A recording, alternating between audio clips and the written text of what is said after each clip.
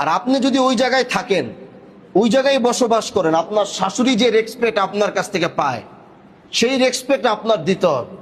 ওরা যদি আপনার সাথে ভালো আচরণ করে, সবকিছু ঠিকঠাক থাকে, তারপরে যদি আপনার আচরণের ভিতরে কোনো সমস্যা থাকে, দেবররা যদি সে রেসপেক্ট, সে সম্মান শাশুড়িরা যদি না পায়, তাহলে আপনার আমি সে জায়গায় রাখবো না।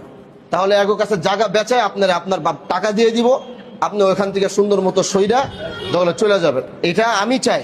আপনি একজন মহিলা, আপনার স্বামী নাই, ছেলেটা বড় হইতেছে, আপনিও তাদের সাথে গ্যাঞ্জাম কইরা বাইরের মানুষ নিয়ে বিচার আদি বসায়া আপনি বেশি দিন চলতে পারবেন না। এতে কোনো সমাধান হবে না, ওই গ্যাঞ্জাম চলতেই থাকবে, মারামারি সব চলতেই থাকবে। এজন্য জায়গা জমি যারটা যার আছে, কাগজ অনুযায়ী যে যেভাবে পাবে সেটা আমি বুঝাই দেওয়ার ব্যবস্থা করতেছি।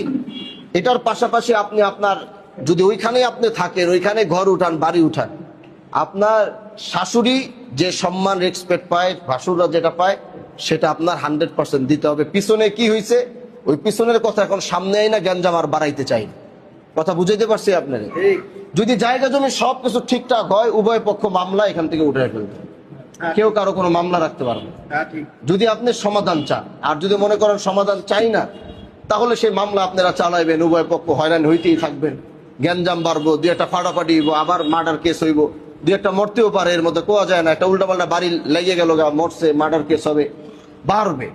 আর আপনাদের যে গ্যাঞ্জাম দেখছি, এই গ্যাঞ্জাম এত আহামরি কিছু না, এটা শুধু পারস্পরিক প্রতিহিংসার কারণে বাইরের মানুষ ঢুকছে, সব মিলে জিনিসটা বড় হয়ে গেছে।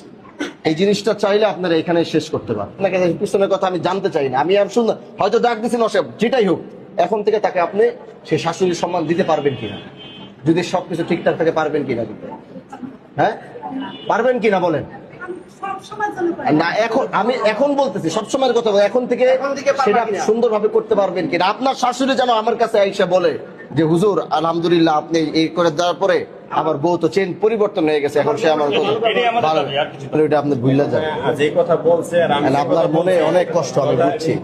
সংক্ষেপে বলতে